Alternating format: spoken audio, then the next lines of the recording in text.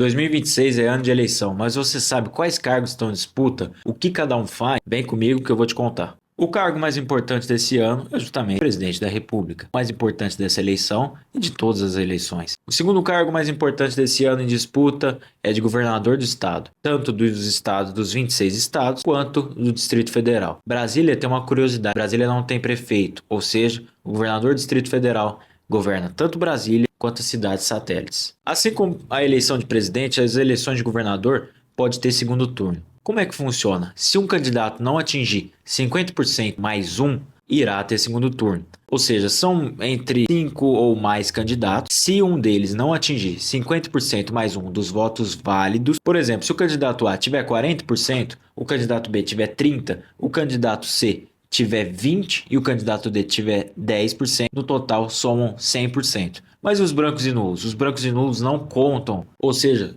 na contagem final só vale os votos válidos. Abstenção, obviamente, não conta. Voto branco, que é um voto de protesto, também não conta. Voto nulo é quando uma pessoa vai lá na urna, vota errado, ou de propósito ou sem querer. Branco e nulo não somam aos votos totais. Então aquela velha frase que, se você vota branco, se você vota nulo, você ajuda o primeiro lugar, é mentira. Na verdade, o voto não vai para o primeiro lugar. Ele é anulado, ele não conta para ninguém. Ou seja, isso favorece o primeiro lugar. É somente uma ajuda. Não quer dizer que o voto vai diretamente para o primeiro lugar. Não. Vai para o primeiro, para o segundo, porque realmente não conta. Nessa conta que eu fiz, se o primeiro lugar teve entre 36% a 40%, ele vai aumentar a sua porcentagem quando contar os votos válidos. Presidente e governador são os dois últimos que você vai escolher. Ou seja, esses são os cargos executivos. Mas nessa eleição, principalmente nessa eleição, talvez o mais importante esse ano não seja o executivo. É lógico, ele tem sua importância, mas o legislativo esse ano tem uma importância maior do que as outras eleições. Por quê?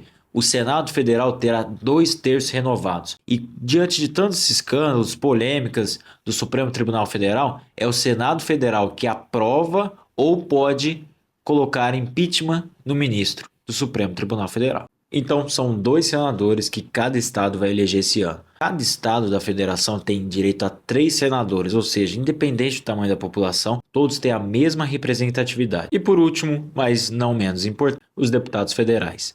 Do Congresso Nacional, são 513 deputados. A divisão é feita através do número de população, do número de eleitores. São Paulo, por exemplo, tem 70 deputados federais. O mínimo são 8 deputados federais, por exemplo, o Acre.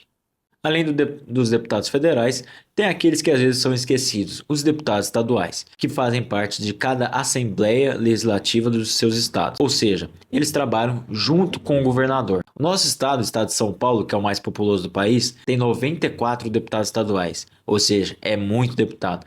Mas tem uma curiosidade sobre os deputados que eu vou contar no próximo vídeo. Eles são eleitos de forma majoritária, ou seja, não é o mais votado que ganha. Como assim?